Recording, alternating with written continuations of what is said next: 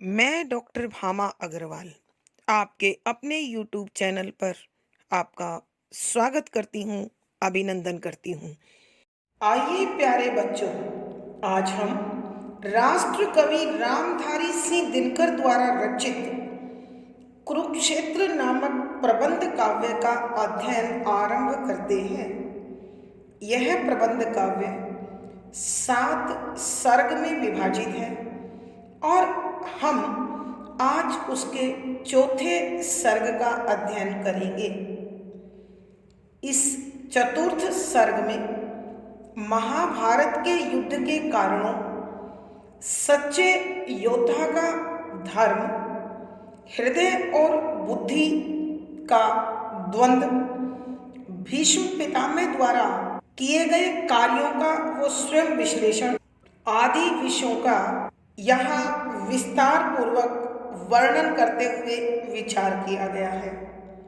महाभारत के युद्ध के पश्चात जब युधिष्ठिर भीषण नरसंहार को देखकर पश्चाताप और ग्लानि से भर उठते हैं तो अपने शोक का निवारण करने भीष्म पितामह के पास पहुंचते हैं। तो यहाँ भीष्म पितामह उसके मन को ढाढ़स बंधाते हुए, उसे समझाते हुए कहते हैं कि यह महाभारत का युद्ध केवल तुम्हारी महत्वाकांक्षा या सपने की पूर्ति नहीं है। इस युद्ध में न जाने कितने सारे कारण थे जो एक उचित अवसर की तलाश कर रहे थे और वो उन्हें इस समय तुम्हारे और तुम्हारे कौरव भाइयों के युद्ध में प्राप्त हो गया। इसीलिए संपूर्ण भारतवर्ष के योद्धा जो चाहे किसी भी कारण से क्षुधित थे, वो कुछ तुम्हारी ओर और कुछ कौरवों की ओर अपनी अपनी भावना के अनुसार, आवश्यकता के अनुसार, संकल्प के अनुसार अथवा प्रतिशोध के अनुसार बटकर खड़े हो गए थे। यह तो युद्ध होना ही था जो अवसर की तलाश में इधर उधर भटक रहा था। यहाँ इस सर्ग के अंतर्गत इसीलिए भीष्म पितामह युधिष्ठिर को समझाते हुए कहते हैं कि युधिष्ठिर, स्वत्व यानी अपने अधिकार की खोज करना पाप नहीं है। पाप वह होता है जो दूसरों का हक छीनता है, अन्याय, अनीति और अत्याचार का अनुकरण करता है अथवा चुपचाप उसे कोई सहता चला जाता है। मनुष्य स्वभाव से शांति प्रिय है। जहाँ तक संभव होता है वह लड़ाई झगड़े और युद्ध जैसे कारणों से बचना चाहता है, लेकिन जब दानवता इतनी अधिक बढ़ जाती है कि सहने की शक्ति जवाब दे देती है तो प्रतिशोध, युद्ध अथवा प्रतिकार के सिवा कोई दूसरा रास्ता नहीं बचता। तो इस प्रकार के युद्ध की पृष्ठभूमि अपने आप तैयार हो जाती है और युद्ध भड़क उठता है। महाभारत केवल तुम दो पारिवारिक भाइयों का युद्ध नहीं था, बल्कि इसमें संपूर्ण देश का भीषण विस्फोट था। इसमें संपूर्ण देश की भागीदारी थी। प्रत्येक व्यक्ति अपने अपने उद्देश्य की पूर्ति के लिए तुम्हारे संग आकर जुड़ गया था। हे युधिष्ठिर, महाभारत का युद्ध केवल एकाएक घटित होने वाली घटना नहीं है, बल्कि बहुत सारे घटनाक्रमों का श्रृंखलाबद्ध एक दस्तावेज है। महाभारत का बीज तो उसी दिन पड़ गया था जिस दिन रंगभूमि में अर्जुन ने अपनी धनुर्विद्या का चमत्कार दिखाया था और दुर्योधन उसे सहन नहीं कर पाया था। फिर न जाने कितनी घटनाएं इस प्रकार घटती चली गई जो आग में घी का कार्य करती रही, और द्रौपदी के चीरहरण ने तो इस अग्नि को और अधिक भड़का दिया। यह दुर्घटना तो पूरे कुरुवंश के लिए, पूरे खानदान के लिए बड़ा अपमानजनक विषय है। हे युधिष्ठिर, उस घटना का विरोध हमारे द्वारा न कर पाना भी हमारे लिए बहुत बड़ी हार है। मैं आज भी समझता हूँ कि उसका विरोध न करके मैंने अपने ही वीरत्व पर, अपने ही शौर्य पर, अपने ही पुरुषार्थ पर एक कलंक लगा दिया जिसे कभी धोया नहीं जा सकता। भीष्म पितामह शूरता का धर्म समझाते हुए युधिष्ठिर को कहते हैं, एक सच्चा शूरवीर, एक सच्चा योद्धा वह होता है जो तलवार की तेज धार पर पांव रखकर मचलता है, जो दहकते हुए अंगारों पर निर्भय होकर चलता है, जो अपनी छाती पर प्रहार सहता है और हंसते हंसते जहर पी लेता है। वीर पुरुष वह है जिसकी वीरता, जिसका शौर्य हमेशा प्रज्वलित रहता है। यहाँ हृदयवाद और बुद्धि के द्वंद्व को भी बड़े सुंदर शब्दों में समझाते हुए कहते हैं कि अत्यधिक बुद्धि तर्क को जन्म देती है, कि जब जब मनुष्य बौद्धिकता को स्फूर्त हो जाता है, बौद्धिकता को समर्पित हो जाता है, वह कायर बन जाता है। क्योंकि न्याय अन्याय, नीति अनीति, पाप पुण्य पर वह तर्क की उस सीमा तक पहुंच जाता है कि धीरे धीरे करके उसका जोश, उसका शौर्य कुंठित होता चला जाता है। इसलिए वो समय पर कोई फैसला नहीं ले पाता और जीवन में अंत तक अपमान झेलता रहता है। इसलिए मानव को अपने मन की शांति के लिए, जीवन में सफलता के लिए हमेशा बुद्धि और हृदय में तालमेल बनाकर चलना चाहिए। चौथे सर्ग के अंत में कविवर भीष्म पितामह के माध्यम से समझाते हैं कि धर्म और स्नेह दोनों में हमेशा तालमेल होना चाहिए। भीष्म पितामह अपने जीवन में इसी प्रकार का घटनाक्रम याद करते हुए बताते हैं कि मैं हमेशा कौरवों की सेवा करता रहा, क्योंकि हस्तिनापुर की गद्दी की रक्षा का मेरा संकल्प था। इसलिए मैंने हमेशा अपने धर्म का पालन किया और हृदय से प्यार मैं पांडवों को देता रहा। इसलिए कौरवों को मेरा शरीर और पांडवों को मेरा मन मिला। आज मैं तुम्हारी जीत से संतुष्ट हूँ कि मैं अपने धर्म और अपने हृदय दोनों से न्याय कर पाया। आइए बच्चों, अब हम इसी प्रकार के भावों से भरे इन पदों की व्याख्या आरंभ करते हैं। पद संख्या 21। इंद्रप्रस्थ का मुकुट छत्र भारत भर का भूषण था, उसे नमन करने में लगता किसे कौन दूषण था। प्रसंग प्रस्तुत पद हमारी हिंदी की पाठ्य पुस्तक आधुनिक हिंदी कविता में संकलित राष्ट्र कवि रामधारी सिंह दिनकर द्वारा रचित प्रबंध काव्य कुरुक्षेत्र के चौथे सर्ग से लिया गया है। संदर्भ, यहाँ कविवर उस समय का वर्णन कर रहे हैं जब महाराज युधिष्ठिर कुरुक्षेत्र के मैदान में महाभारत के युद्ध के समापन के बाद खून की नदी में बहते हुए योद्धाओं के अंग, उन पर मंडराते हुए चील कौवे, भीषण नरसंहार, रोती बिलखती मानवता, अपने परिजनों के लिए विलाप करते पारिवारिक सदस्य, वृद्ध माँ बाप, अनाथ बच्चे और विधवा स्त्रियां। यह दृश्य युधिष्ठिर के हृदय को इतना आहत कर गया कि उसे अपनी जीत बेकार, निरर्थक महसूस होने लगी और वह इस जीत और सिंहासन के आनंद को छोड़कर अपने लिए वैराग्य को उचित समझने लगा। जब उसने अपने इस प्रकार के भावों को भीष्म पितामह के समक्ष रखा तो उन्होंने युधिष्ठिर को समझाते हुए कहा कि व्याख्या, शब्दों के अर्थ साथ साथ। इंद्रप्रस्थ पांडवों की राजधानी का नाम, काका, मुकुट, छत्र।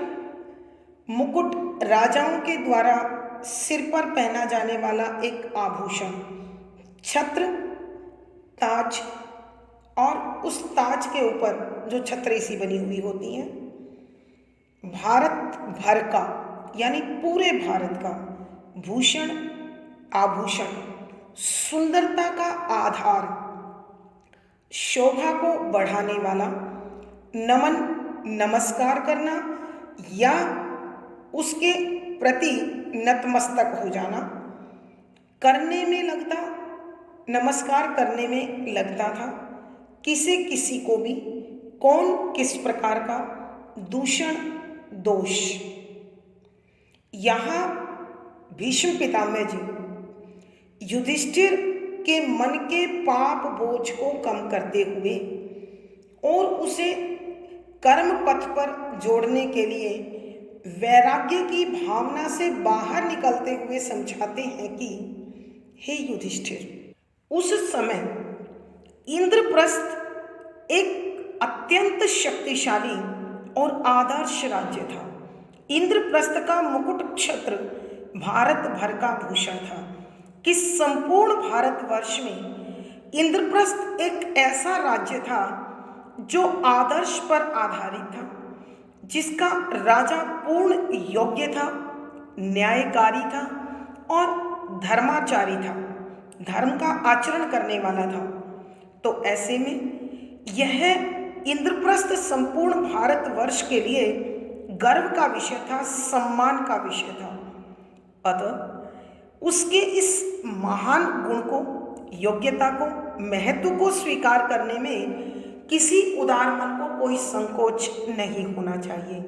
उसे नमन करने में लगता किसे कौन दूषण था कि यदि उसकी इस महानता को, बड़प्पन को, श्रेष्ठता को, महत्व को यदि स्वीकार किया जाता, उसके सामने नतमस्तक हुआ जाता, तो भला किसी प्रकार का क्या दोष लग सकता था।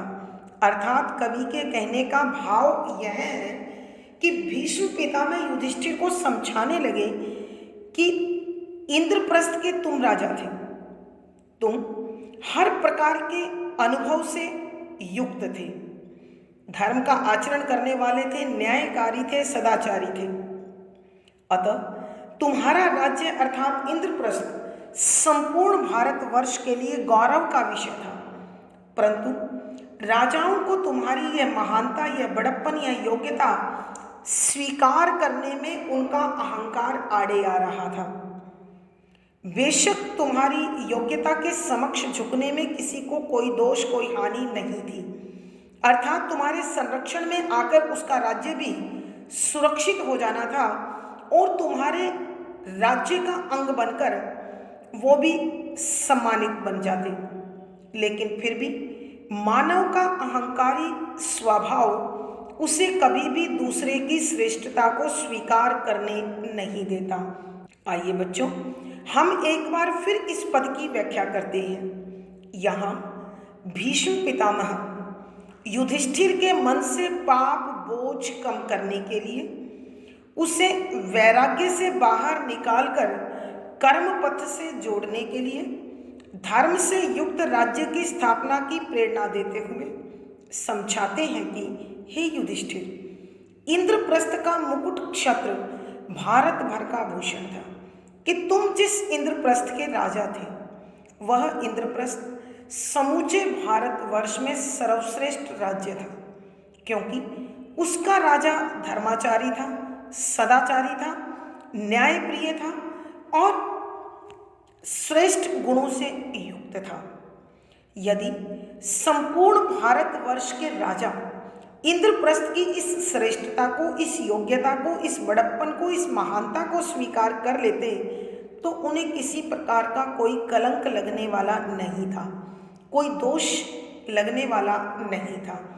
लेकिन हे युधिष्ठिर, मानव मन का अहंकार दूसरे की श्रेष्ठता को जानने के बाद भी उसे स्वीकार करने को तैयार नहीं हुआ। इसीलिए अनेक राजाओं ने तुम्हारी इस महानता को स्वीकार करने से भी इनकार था। उन्हें अपना अपमान महसूस हो रहा था। भावार्थ, कवि के कहने का भाव यह है कि मनुष्य की संकीर्ण सोच और उसका अहम भाव अक्सर उसके महान कार्यों के बीच बाधा बनकर खड़े हो जाते हैं। विशेष यहाँ कविवर अहंकारी मानव के चरित्र का उद्घाटन कर रहे हैं और साथ ही यह भी बताने की कोशिश कर रहे हैं कि मनुष्य की सोच केवल स्वकेंद्रित होती है और विस्तार से किए गए, व्यापक स्तर पर किए गए कार्यों के प्रति उसका दृष्टिकोण प्राय उदार होने की बजाय संकुचित हो जाता है। शुद्ध साहित्यिक खड़ी बोली का प्रयोग है, लक्षणा शब्द शक्ति है, शांत रस प्रसाद गुण है, तुकांत छंद गेय शैली और संगीतात्मकता बनी हुई है। यहाँ अनुप्रास, वक्रोक्ति, पदमैत्री, संबोधन आदि अलंकारों का सुंदर सटीक प्रयोग हुआ है। पद संख्या 22। तो भी ग्लानि हुई बहुतों को इस अकलंक नमन से, भ्रमित बुद्धि ने की इसकी समता अभिमान दलन से। प्रसंग पूर्ववत। संदर्भ यहाँ उसी समय का वर्णन है जब कुरुक्षेत्र के मैदान में हुई भारी जनधन की हानि को देखकर, अपने परिजनों के लिए विलखते परिवार के सदस्यों को देखकर और अपने ही कौरव भाइयों और कुटुंबियों को लाश के रूप में पड़ा हुआ देखकर युधिष्ठिर का मन बेहद दुखी हुआ और उसे अपनी जीत निरर्थक और व्यर्थ लगने लगी। अतः वह इस सिंहासन के आनंद को, जीत के आनंद को बेकार समझते हुए वैराग्य को उचित मानने लगा। जब उसने अपने मनोभावों को भीष्म पितामह के समक्ष रखा और अपनी पश्चाताप और ग्लानि को उनके सामने प्रकट किया, तो भीष्म पितामह उन्हें समझाते हुए कहने लगे कि व्याख्या शब्दों के अर्थ आवश्यकता के अनुसार। ग्लानि, दुख, घृणा, अपने आप से नफरत हो जाना, बहुत सारे लोगों को अकलंक, निर्दोष, दोष से रहित, पाप से रहित, नमन नमस्कार, भ्रमित, भटकी हुई, भ्रष्ट, शंकालु, संदेह में घिरी हुई, बुद्धि, दिमाग, समता, बराबरी, अभिमान, अहंकार, दलन, नष्ट कर देना, कुचल देना, मसल देना। यहाँ भीष्म पितामह युधिष्ठिर के मन में समाये हुए पाप, पश्चाताप, ग्लानि के भावों को बाहर निकालकर उन्हें धर्म के पथ से जोड़ते हुए, कर्म के पथ से जोड़ते हुए भीष्म पितामह समझाते हैं कि हे युधिष्ठिर, इस राजसूय यज्ञ की स्थापना के माध्यम से केशव एक ऐसा आदर्श राज्य स्थापित करना चाहते थे जिसके संरक्षण में आकर संपूर्ण भारतवर्ष सुरक्षित हो जाता, मानवता खिलखिला उठती और विकास बहुत तेज गति से होता। क्योंकि जो शक्ति और धन का अपव्यय युद्धों में होता है, तो केशव के उस महान निश्चल उद्देश्य को और तुम्हारे आदर्श गुणों को भी सब जानते थे, लेकिन मानने को तैयार नहीं थे, क्योंकि तो भी ग्लानि हुई बहुतों को इस अकलंक नमन से कि यह निर्दोष निष्पाप तुम्हारे प्रति सद्भावना से भर जाना, नतमस्तक हो जाना हर एक को स्वीकार नहीं हुआ। उन्हें तुम्हारे इस महान यज्ञ के माध्यम से, इस महान कार्य के माध्यम से उन्हें घृणा का अनुभव हुआ और तुम्हारे प्रति ईर्ष्या द्वेष की भावना बढ़ती चली गई, क्योंकि भ्रमित बुद्धि ने की इसकी समता अभिमान दलन से, कि उनकी भटकी हुई बुद्धि ने, उनकी भ्रष्ट बुद्धि ने, संदेह से घिरी हुई बुद्धि ने उन्हें इंद्रप्रस्थ के समक्ष झुकना, स्वीकार करना इजाजत नहीं दी, क्योंकि वह इसमें कमजोरी देख रही थी, हीनता देख रही थी, अपने स्वाभिमान का नाश देख रही थी, और ऐसा लगता था कि ये राजा महाराजा अपनी स्वतंत्रता और सम्मान को खोकर दासता की ओर बढ़ रहे हैं। आइए बच्चों, एक बार फिर हम इस पद की व्याख्या करते हैं। यहाँ भीष्म पितामह युधिष्ठिर को पाप, पश्चाताप, आत्मज्ञानी और वैराग्य के भावों से बाहर निकालने के लिए उन्हें कर्म पथ पर जोड़कर मानव हित में राज्य करने की प्रेरणा देते हुए समझाते हैं कि हे युधिष्ठिर, निसंदेह राजसूय यज्ञ के माध्यम से श्री कृष्ण एक ऐसा सम्राट संसार को देना चाहते थे जो सदाचारी था, धर्म का आचरण करने वाला था, न्यायप्रिय था, सत्यवादी था। लेकिन संसार की इस भ्रमित और संदेह से घिरी हुई बुद्धि ने उन्हें यह स्वीकार नहीं करने दिया।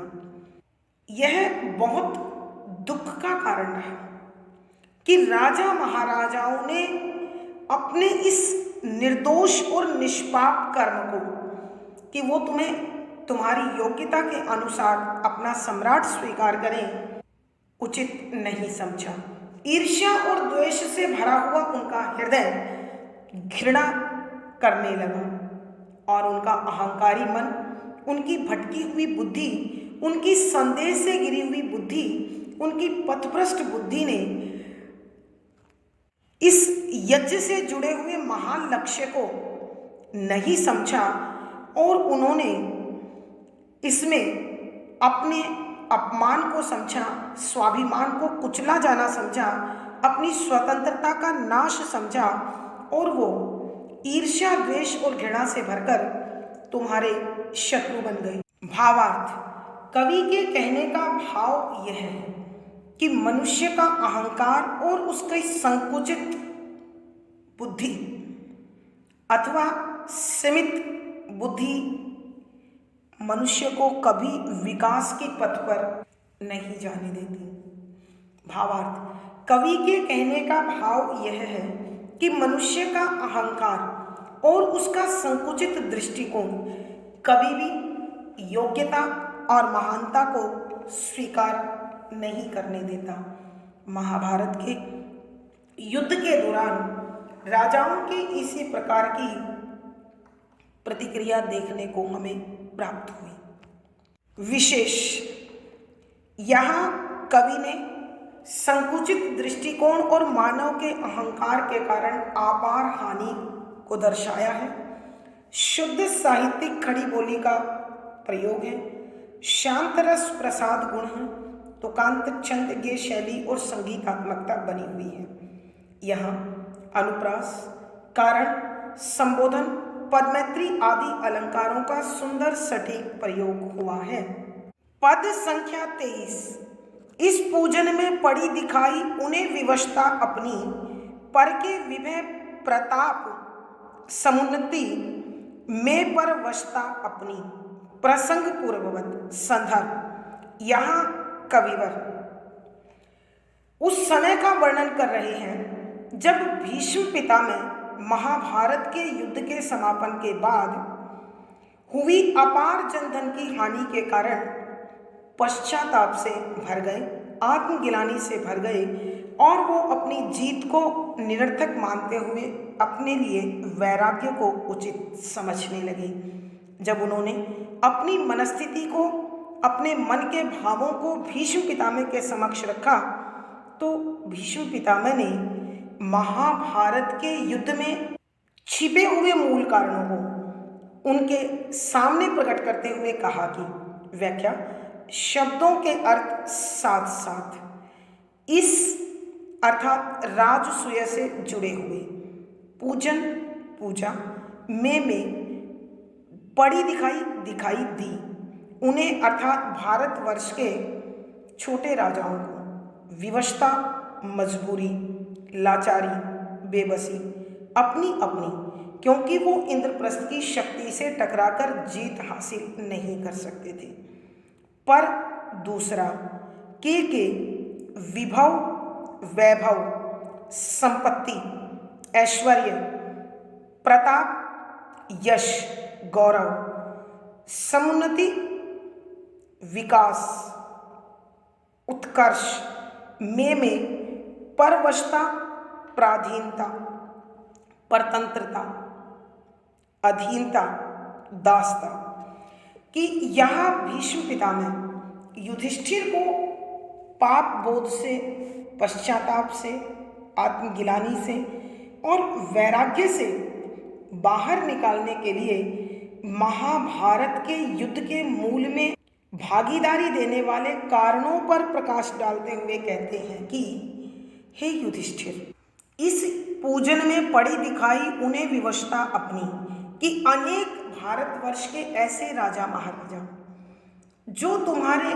राजसूय यज्ञ की सेना से टकराने की हिम्मत नहीं रखते थे, उन्होंने तुम्हारे साथ जो मित्रता का हाथ बढ़ाया या तुम्हें एक छत्र राजा के रूप में स्वीकार किया, यह उनका हृदय का भाव नहीं था, यह उनकी बुद्धि का प्रसाद था। क्योंकि इन राजाओं ने इस यज्ञ से एक राजनीति, कूटनीति का दर्शन प्राप्त हो रहा था। उन्होंने अपनी इसी दर्शन के अनुसार, इसी विचारधारा के अनुसार, इसी धारणा के अनुसार स्थिति को समझा और मजबूरन तुम्हारे साथ आकर खड़े हो गए। परंतु पर के विभय, प्रताप, समुन्नति में परवशता अपनी कि उन्होंने तुम्हारी संपत्ति में, तुम्हारे वैभव में, तुम्हारे ऐश्वर्य में, तुम्हारे यश में और तुम्हारे विकास में अपनी पराधीनता, अपनी लाचारी, अपनी विवशता, अपनी दास्ता नजर आ रही थी और वो तुम्हारा विकास अपना विनाश समझ रहे थे, तुम्हारी प्रगति अपनी अवनति समझ रहे थे। तो उनकी इस संकीर्ण सोच ने, उनकी इस भ्रमित बुद्धि ने उन्हें सही गलत का निर्णय करने में साथ नहीं दिया।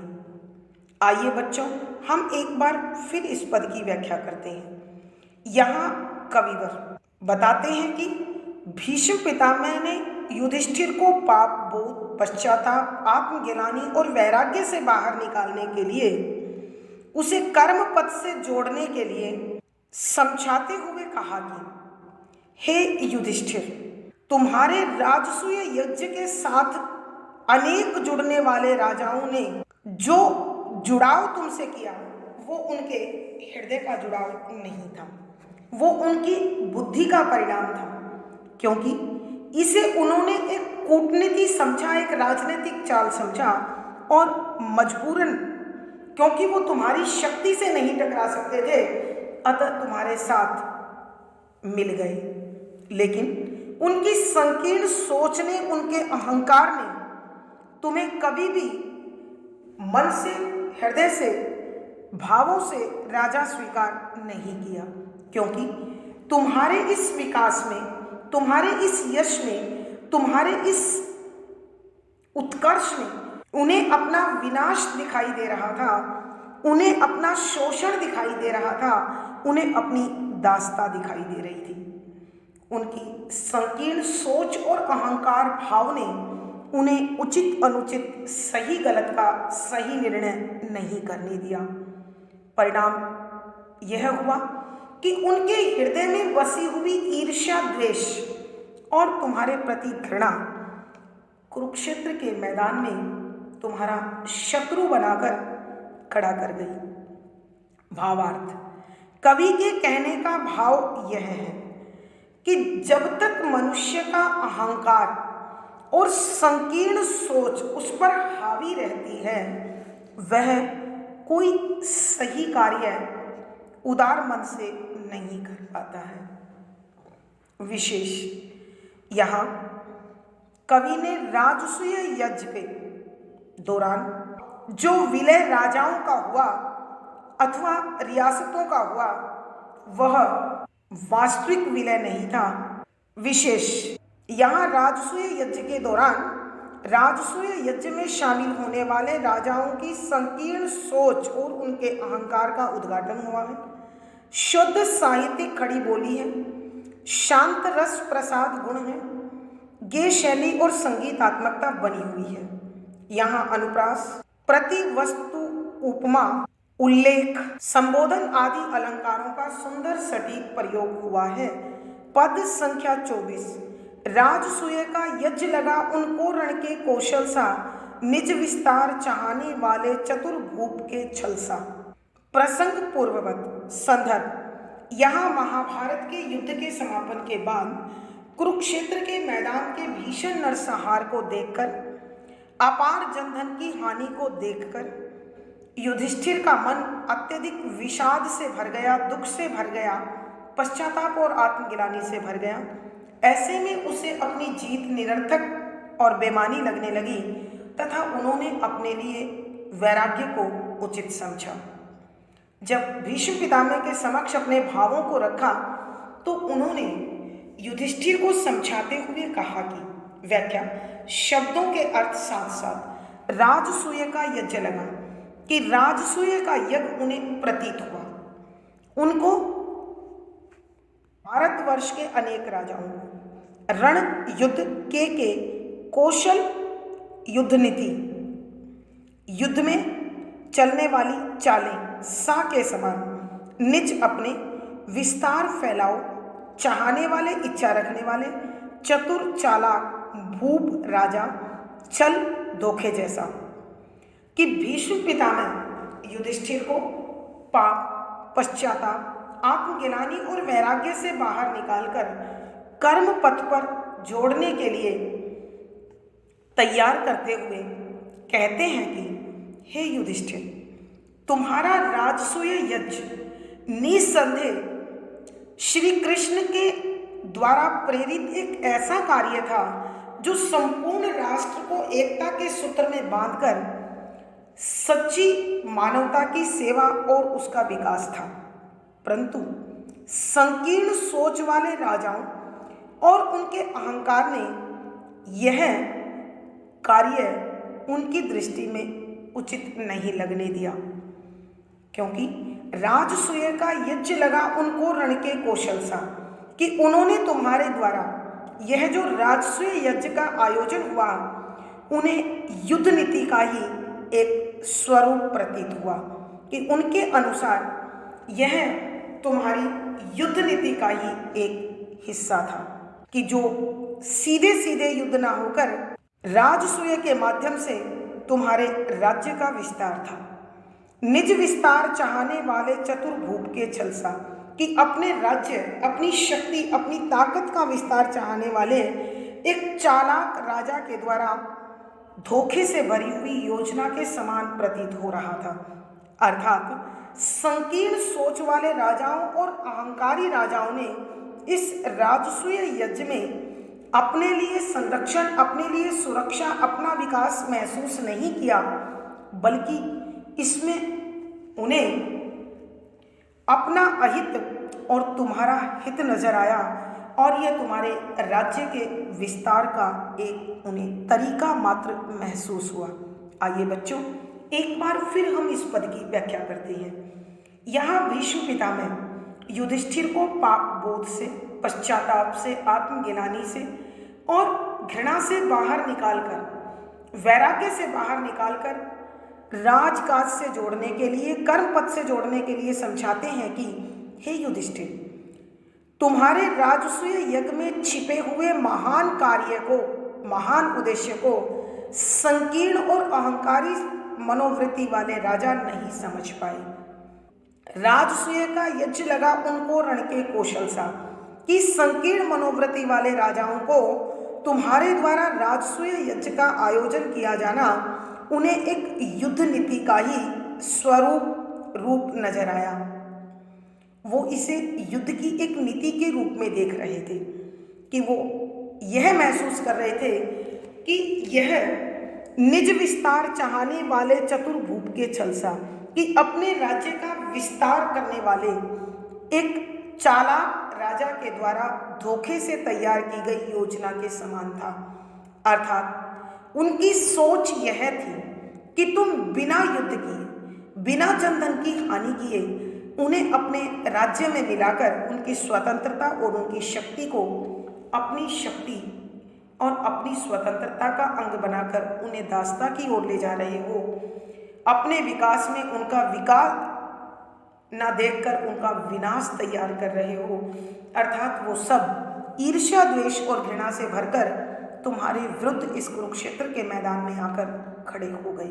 भावार्थ, कवि के कहने का भाव यह है कि संकीर्ण सोच, शंकालु दृष्टिकोण और मनुष्य का अहंकार कभी भी अहित और हित पर सही विचार नहीं कर सकता है। परिणाम स्वरूप वो इस संसार के प्रत्येक कार्य को अपने नजरिए से देखता है और उदारता अपने चरित्र से निकाल देता है। विशेष यहाँ कवि ने भारतवर्ष के अनेक छोटे राजाओं के द्वारा अपनाई गई संकीर्ण मनोवृत्ति, शंकालु स्वभाव और अहंकार का यथार्थ चित्रण किया है। शुद्ध साहित्यिक खड़ी बोली का प्रयोग है, शांत रस प्रसाद गुण है। यहाँ तुकांत, छंद, गेय शैली और संगीतात्मकता बनी हुई है। यहाँ अनुप्रास, उपमा, संबोधन, स्वाभावोक्ति आदि अलंकारों का सुंदर सटीक प्रयोग हुआ है। आज की कक्षा में प्यारे बच्चों इतना ही। अगली वीडियो में फिर मुलाकात होगी। पिछली वीडियो का लिंक आपको डिस्क्रिप्शन बॉक्स में मिल जाएगा। आशा है पढ़ा गया विषय आपको समझ में आया है। आप अपने भाव व विचार कमेंट बॉक्स में लिखें। वीडियो को लाइक करें, शेयर करें और चैनल सब्सक्राइब करें। आपका दिन और जीवन मंगलमय हो, इसी शुभकामना के साथ धन्यवाद, आभार।